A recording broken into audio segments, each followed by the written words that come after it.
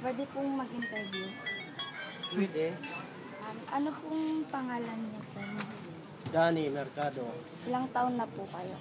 44. May anak po ba kayo? Oo. Ilan po? 3, 2 lalaki, 1 babae. Ano pong trabaho niyo po? Ay. Ano pong pinagkakagastusan niyo po sa nakikita niyo po? May isa akong anak na pinag-aaral. College, si Bunso.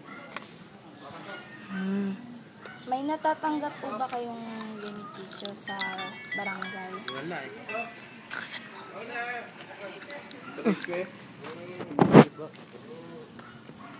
Ano po sa tingin niyo yung dahilan kung bakit po wala kayong natatanggap na benepisyo sa barangay? Siguro, kaya ko naman na sarili ko na buhayin. Ano pong maaari niyo pong gawin para po matugunan po ng barangay yung kailangan, para po matulungan po kayo ng barangay? Hindi ko naman kailangan ito barangay kasi may trabaho na mga anak ko, may mga trabaho na. Ano pong reaction niyo pag na hindi po kayo natutulungan ng barangay? Wala lang. Independent. Depende.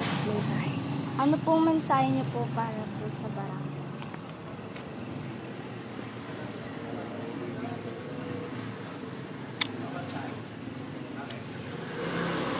Sana gawin yung aksada dyan sa Uyos para maiwasan yung sobrang traffic. Sino po? Thank you po. Thank you po, ma'am.